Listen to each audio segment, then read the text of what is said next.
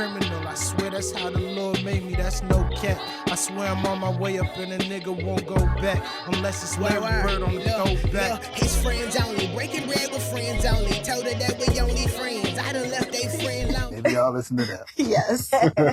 Well, thank you guys for being here. Thank you for having us. It's great to be here. Yes. I love what y'all doing with it. Always happy to answer whatever you guys, or just talk about whatever. Yeah, thank you. So maybe we start with what each of you do at the Recording Academy.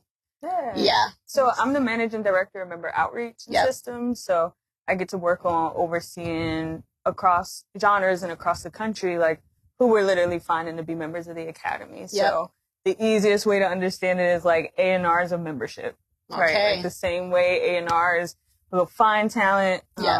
You know, we're searching liner notes and listening to playlists and finding all the great artists and folks to be a part of the Academy.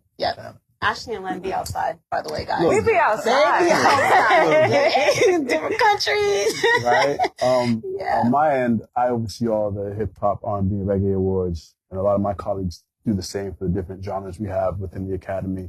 So we work alongside membership and Ashley and everybody else there. But for us, it's a lot of the work that, you know, people want to know about in terms of what it takes to get an award, you know, what it takes to be part of some of the committees that help shape what the awards look like every year, as well as a lot of the not so sexy work when it comes to just making sure we got everything right from, you know, all the minutiae from liner notes and all the proper credits, all the admin. So fun. All the team. I heard what he said, like y'all heard what he said. That do not mean start DMing this man. Your mixtape, your album. Hey, bro, I'm trying to get nominated. What's up? All right. I'm down to chop it up, but not like that. That is not the process. It is a process. Cause somebody gonna definitely be in there like, yo, trying to pay us some shit. Like, yo, I got $1,000. Yeah.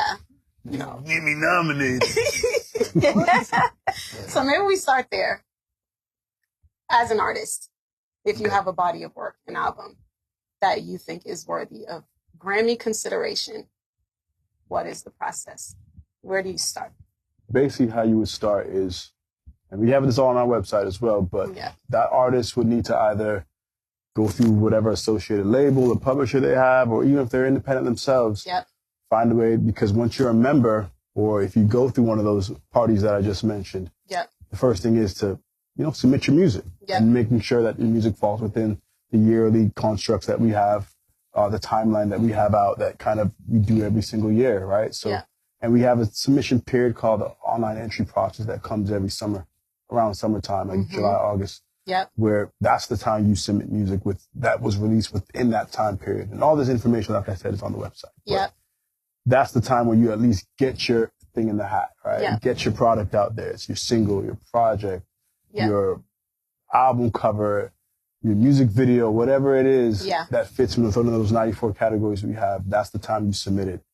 And from there, once you submit it, me and my fine friends over in the awards department, we're the ones that help, you know, make sure we go through it, make sure everything is what it is, checks out, fits in the proper genres that it needs to fit in. And then once all that gets vetted and once all that gets sorted, that's when we send things out. Because the one thing that I think people forget is that this isn't like an American Music Award or any of the other award shows where it's based on popularity or metrics.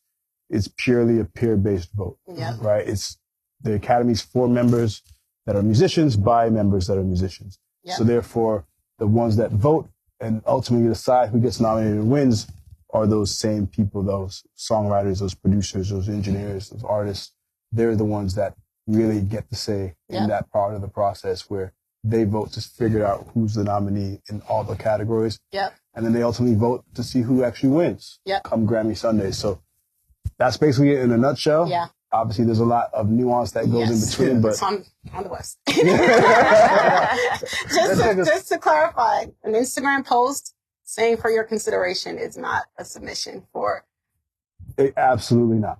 IG post isn't going to cut it, guys. There's an actual process that you have to go through. Feel me? So, Very true. Just to clarify. All right, so now let's get into, you know, what people been trying to figure out. Inquiring minds want to know. Who's nominated for an R&B album of the year or rap album of the year? You know, those genre albums. Who's actually the Grammy nominee. Yeah. So the actual nominee for all the genre-specific categories, like you said, like best rap album, best R&B album, is just the artist, right? Now, I know people don't like that because we all know that a lot of work goes into these albums, that not just artists, you know, it's not solely just on them, but at the same time, we try to leave that open, and those are just the rules that what it is, right? We want to make sure that people do have an opportunity to make those changes if they become members of the Academy, submit proposals to help let us know why things should change. But as far as what it is right now, that's the case, right?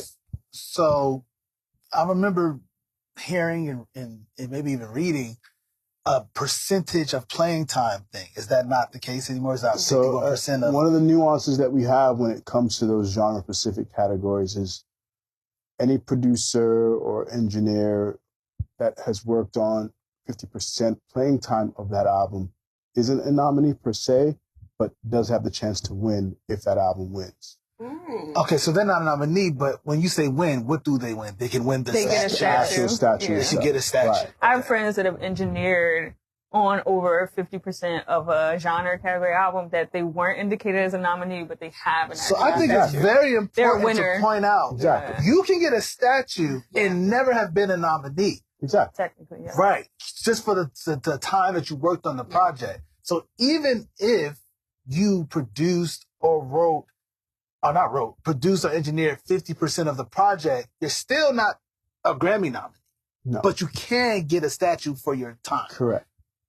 I know I'm going to ask y'all, you're probably not going to have that answer right now, but why? That sounds crazy. To be honest, that's probably just rules that have been in place for quite some time. Yeah. And I know that as an academy, we always try to keep things fresh, and we do want to find ways to honor everybody that deserves that. But at the same time, without making it become a case of opening the floodgates, right? Because at some point, there needs to be some sort of barrier. Agreed. It can't just be everybody gets. I'm not mad at the 50% part. Yeah. I've heard this argument, I'm talking about from smaller known producers and writers to even like heavyweights in the game like Tank. I don't know if y'all ever watched R&B Money podcast. Yes, I think it's like Jennifer Hudson or somebody. He was like, I want my statue. He said something like that. So it's like, even people like him have been like, yo, if I worked on this thing and I've given of myself to this project, even if it is only on one song, if the project wins, they feel like they should win. I personally don't share that. Yeah. I don't know if 50% is the number it should be. I think so. But especially, I already didn't share in that, like, just any little bit of participation. But especially in this day and age, though, I think we do have to consider something where... You're like, I did the single. Well, I did the big single. In this day and age, because of the business of the music industry, right? Yeah. I think there's some places where the Recording Academy and the business are, like, not joined in because it's hard to get 50% of an album nowadays, right? That's true. Artists and labels rarely stick with just one producer or one on our side, we've been beneficiaries of this rule. That's why John Kersey and D-Mile have so many statues. So it's like they're doing the majority. To be on a 50% of an album is like... Right, it's more of the anomaly than the norm. Yeah. Exactly. And it really differs depending on genre. Yeah. Rap and R&B tend to be more collaborative genres where you are going to have multiple producers and songwriters working on it. Which I can see also being part of the reason why you can't just not do it. Because there's so many people involved in songs, in splits, whether they were in the room or not. Let's just be perfectly honest. Yeah. Especially in our music, it's like, my cousin got the songs of this person. So my cousin got 5%. Or I sold 5% of this record to somebody else. So it's a lot of that going on. So partially, some of us who are complaining are also the problem. Like, you're convoluting this, you're making this more harder for us to get where we're trying to go. But as a songwriter in particular, because I heard you say producer or engineer. And what's up with us, man? So we have categories, right? Like R&B song, rap song, country song, song of the year. Those are songwriter awards. Yeah. Those specifically go to these songwriters. But if we wrote 70%, 80% of an album, and you wrote it, you can't apply to get a statue because you didn't produce it or engineer it. Those are the rules, man. I know. You gotta figure it out. There's more. It's more nuanced than we like for it to be, but that's just the way the rules are currently. Yeah. And there are also things that's why we try to encourage more people to be a part of this and not just complain from the outside. Yeah. Because when they have real world examples of what's happening, like you were just talking about, we can think of solutions as to how do we properly honor everybody, as opposed to sticking to what it is and how it is. I know you can get your certificates. I got a certificate. Oh yeah, you can buy certificates. Which is an achievement, right? Like, and I know sometimes because listen, you brought up like kind of the fact that the Academy is alongside of the industry, and it is, right? Like our organization is in support of music makers and creators and professionals and the people who work on the music.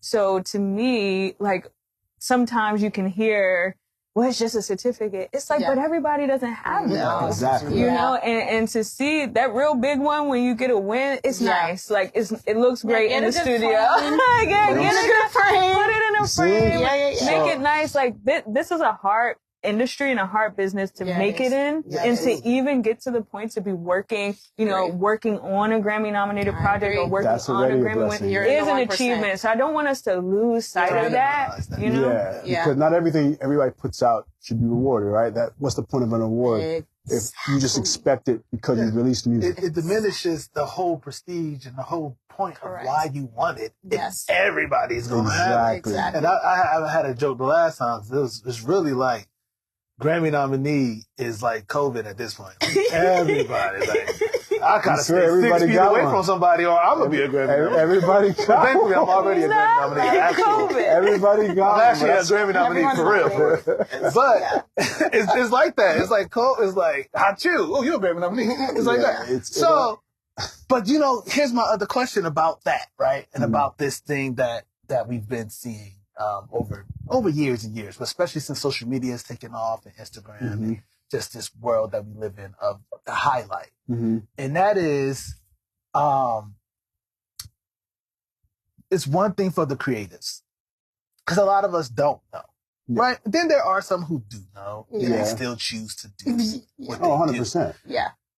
But when it comes to the professional organizations, like the record label, and the publishing companies who are saying congratulations for being a nominee or a winner, it's like, is there a reach out that comes from you guys? Hey, I feel like how does one of the things that we try to do is try and be consistent with letting everybody know what it is supposed to be, right? But obviously some people are going to run with misconceptions, which are unfortunate. And I know we're currently working on ways to make this a real concise message to everybody in the music industry and everyone to understand the nuances, because there's a lot of them. A lot of them that we obviously can't go through all of them today, but it's one of the things that I know is paramount for all of us to get out there, because the sooner we can get that message out to folks as to what exactly, who is nominated, who's not, who gets what, who doesn't, I think the better off we're all going to be, and a lot of those falsified things that people post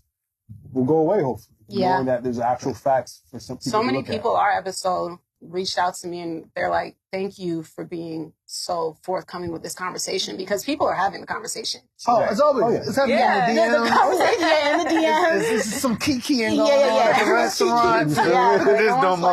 Like, even on podcasts, right? Like, I feel like a lot of times they bring it up a lot on different outlets and stuff like that. So it's nice just to get the opportunity to like literally talk about it. And I feel like you guys have done a great job in trying to include people and trying to make it a little more transparent. I noticed this year they kept saying like, and voted on by the however many members. Like, we want to let y'all know. Y'all voted on this, right? That was over 13,000 voting members. Voted on by the 13,000 members. It was like, because they didn't say that before. That's something I take note of, because, and this is a question for me, but I think a lot of people have it. Is this new process of everyone voting on everything? Is it new? Is it new? It's not new per se, because we've always been around like I said, like the votes are coming from the voting members, which are the creatives in this industry, right? They're the ones that ultimately dictate all of these results that people are clamoring to find out about. So that's the case. And I think that's obviously on the membership side, I'm going to actually speak more to that part of it. But to be a part of that voting body is, it's something that should be cherished and coveted because it's not as easy as one might think, or a lot of people feel like it's not as attainable either, which it's really not either one of those things. It's just something that we want to make sure people understand because I think everybody just assumes the academy is doing it. It's the employees, the random people that we've never seen before in our lives in an ivory tower that's giving out awards. It's not that. As I'm saying, it's pretty much like the Illuminati. We're not the academy. I love saying like you are the academy. So like as music creators, you are the academy. So it's just like the big voting body, like in the U.S. right? Politics. Whether you sing your ballot or not is up to you. Right. So it's not only becoming a member of the academy, but it's also then engaging. But for a long time, just like politics in America, we were not involved, right? We meaning Black folk, younger people, we were not members heavily. And I know that there's been a big effort to reach out to expand that membership and the age and the communities from which these members come from. So maybe you could speak to that too. So I think you kind of touched on it a little bit. So people could always become members of the academy, right? Like the door was always open.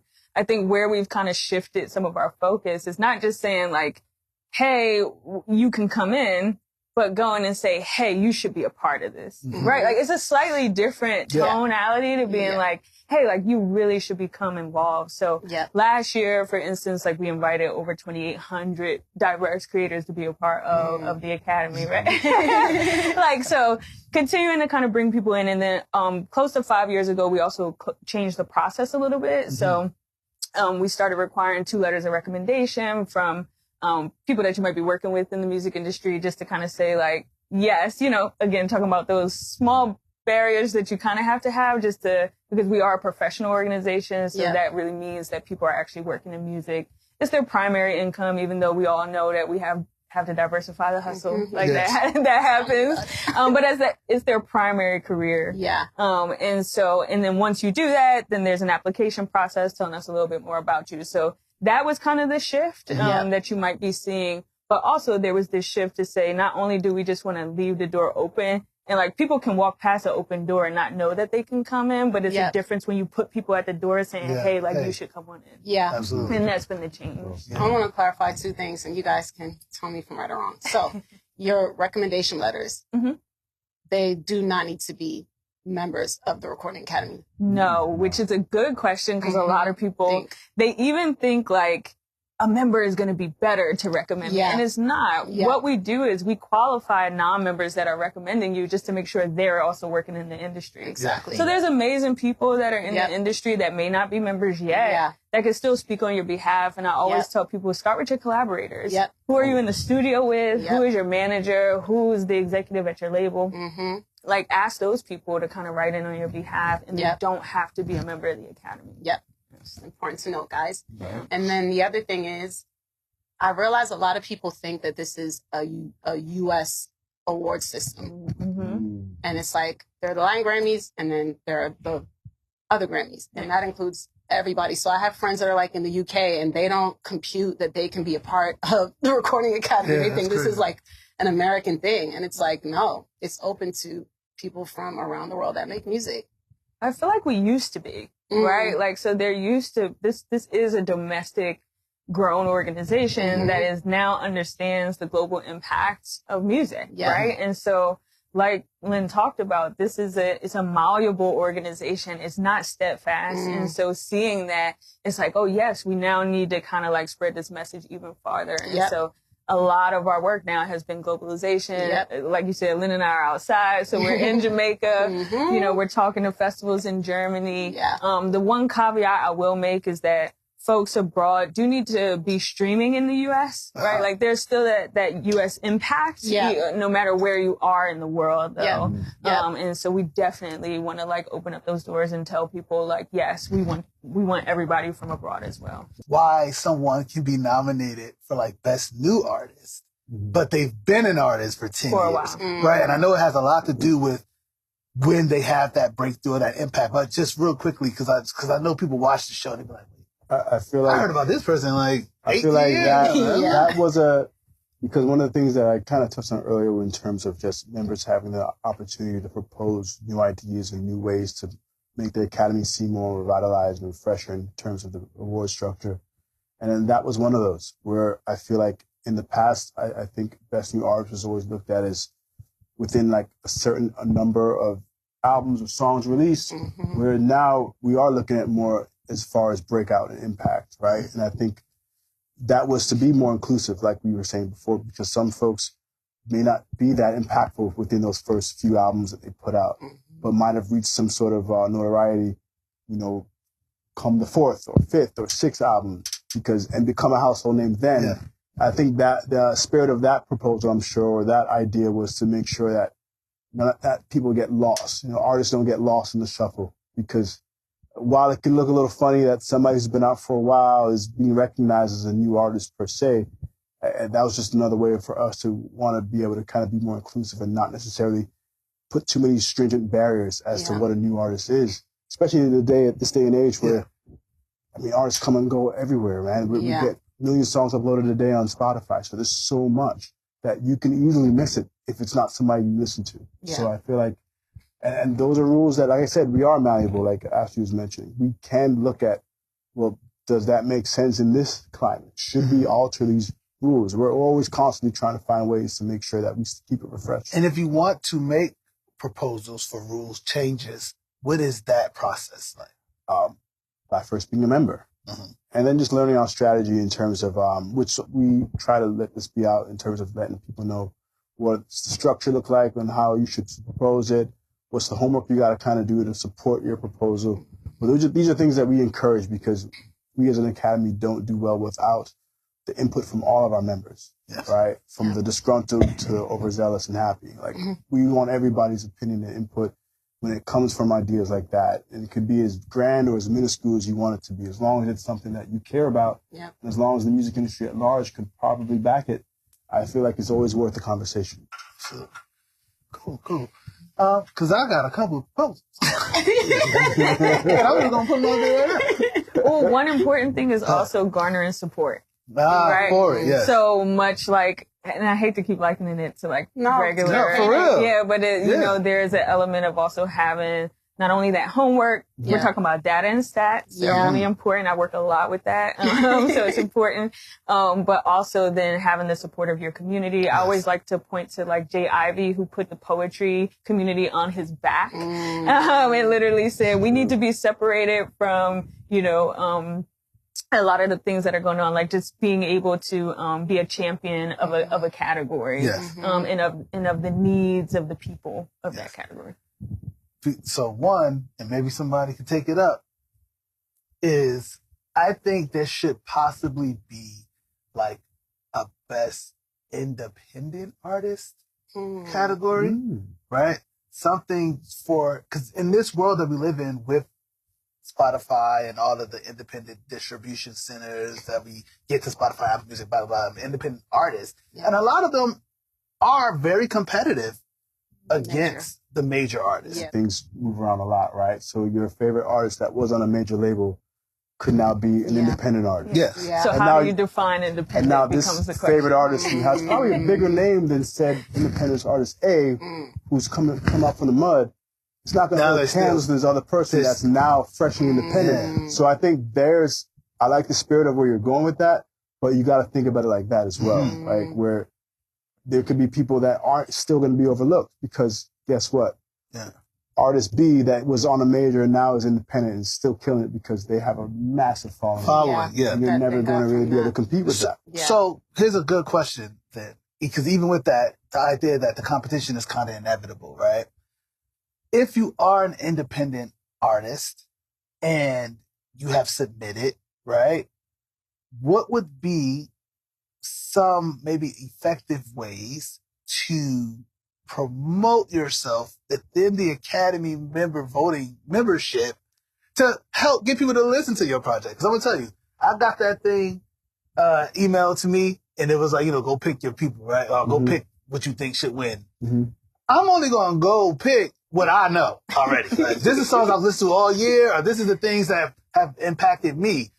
That Dropbox got 1,000 people in that Dropbox. Yeah. I'm not about to go through every song in this Dropbox and find the people. And that's, so it's like, that's how part do of you get it's people like to listen to the music? Right? It's like the same analogy we keep using, right? You're not going to know about candidates unless if they put their message out in front of you. Yes. You're not going to know about a lot of artists, and there's too many to know about every single one of them until you or a group of people were tapping into it. Yeah. And whether that's through word of mouth, whether that's through great marketing, that's how it's always going to be, because there's a lot of good music nobody knows about. And get involved. They don't have. Get involved. Right? Like, get involved in your local chapters. Exactly. It's like, come out, meet people, network. That's all part of it. My project. That's all part of the equation. And that thing, right? Like, I think that's possibly very important, I would think, especially if you don't have that machine like some behind of the other bigger names have. A lot of it is the microcosm of how you would market a regular album, right? But it's just marketing to a particular community. Yeah. You'd be surprised how many people don't even say, hey, I entered my product into this thing. Right. Can you check it out? You talked about chapters. We have 12 chapters across the country that are doing local programming, getting people together, building community. Yeah. And we do have some rules around how to talk about the fact that your project, we have some for your consideration rules that, like Lynn mentioned, are on the site that you can also check out just to make sure that you're not in any violation. You never want to put your... Don't try to take me to dinner. you never want to... But I like mash Fly me out. Right. You don't want to put your entry in jeopardy in any way of being removed. So, yeah. That match was a joke, dog. Kick me out. Who gets nominated for Record of the Year? Record of the Year usually goes to the artist, the producer, the engineers, the people that come on, songwriters, we gotta get together. People who are the important part of the record, right? It's like Song of the Year would go to the songwriter. Yeah. It's like Album of the Year would go to nomination would go to people that are, who worked on 20% playing time of that project. So Album of the Year is 20% playing time. Anyone. Including the songwriter or also including the songwriter? Record of the Year is producer, artist, and engineer? Yes. Okay. All this is on the website, by the way. So now here's the thing. Until we start getting our what we feel is our fair share of songwriters, know that and this is something I got nothing to do with them, there's ways that you can be a producer. Okay? All right? When you vocal producing and you arranging the beats, as we do a lot of times in this thing, you better get your production credit.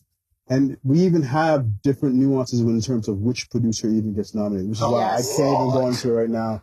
And it's all on the website, I swear to God. But there are certain producers that will, and certain producers that won't get recognized. And that's why I'm trying to say it's way more nuanced that I think we might have to do we're going to find it. We're going to do it. A lot of work needs to be done. Yeah, executive producers. Yeah, unfortunately, no. You gotta do some reading, y'all. If y'all want to read it, just take a screenshot and throw it in ChatGPT and be like, read this to me. Yeah. But you gotta just go through the site and really look at these rules. Yeah. So, Record of the Year, we said that producer. It was a question I had though. Sometimes producers also are nominated. Not sometimes, pretty much every time. Like even for me, when I was nominated for a songwriter of the Song of the Year, R&B, the producer is also nominated, and that's because Why is the producer also nominated? Considering that you guys are all in the business, I'm pretty sure you're familiar with the fact that two sides of the song, the master side, the publishing side. Obviously, the publishing side, everybody's considered a writer, right? Because you compose the music, you compose the lyrics. You're still technically a composer, so you're a writer. Hence the reason why, if you are on that side of the fence in terms of a creator, that's the reason why producers are getting a writing credit, which I think a lot of people that don't necessarily know the music business don't really know that. Yeah. That producers technically are considered composers, aka writers. Exactly. Because they're traditionally the music writing would have came from their head and they would have written it down. And it's helping to indicate the top line most often too. So, because most songwriters aren't like sitting with their guitar and then going to the producer. Some are. Yeah. But a lot of times they're actually getting the music that's then indicated.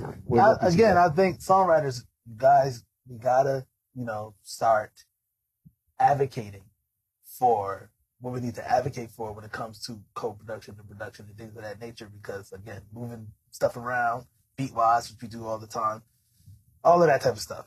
We talked earlier about the vocal performance, right? Because our performance, best performance, because that's one of the times I see people say that they're nominated with an artist is when the artist is getting the best performance nomination. And kind of similar to all the album categories, all the performance categories are artist owned. Artist right? only, That's not even producer. No, the artist owned. You're hearing it from him now. That's not another thing. That's just part of the rule book. Yeah. Don't kill us. We're just the messengers. I know. Just carrying out I'm gonna advocate. We're gonna figure out how to get. Maybe we got to get Kukarel or some of these big name vocal producers, because I do feel like people who help make that vocal what it is should get nominated with an artist on the performance. And as a member yourself, this is a great time for you to come up with an idea as to how do you present that to the Academy, so then that way you can get that recognition. See, because we need it. We need it. Because sometimes as a songwriter, sometimes we comping vocals for 2 days.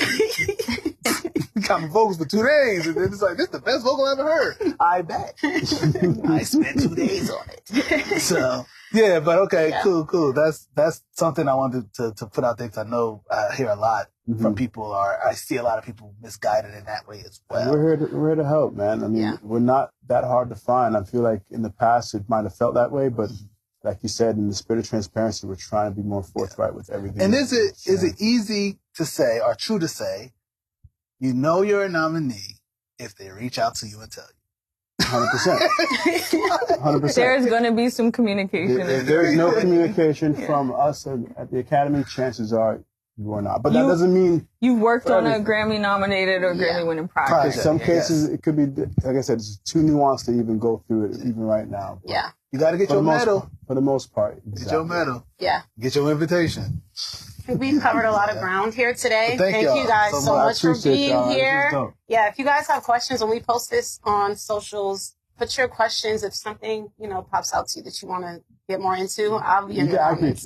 We'll jump in. Yeah. I'll go ahead. Yeah. Flood it. Yes. Flood them, Don't send the album, yo. Don't flood with that. That was Lynn, not me. But one small thing that I do want to say, though, is I love to say that, like, excellence in membership indicates excellence in awards. So that I'm glad that y'all invited us together, because these things do work hand in hand. Yes. So thank you. And get involved. Like, don't sit back and just complain. Yeah. If you are already a member, find out, ask the questions about how to propose your changes and pull your people together. If you are not a member, join. Don't allow this podcast or this conversation to scare you off or turn you off or make you feel like, man, they said I'm my nominees. Like, nah.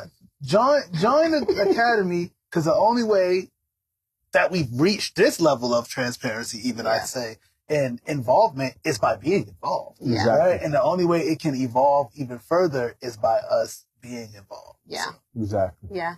Thanks for joining us.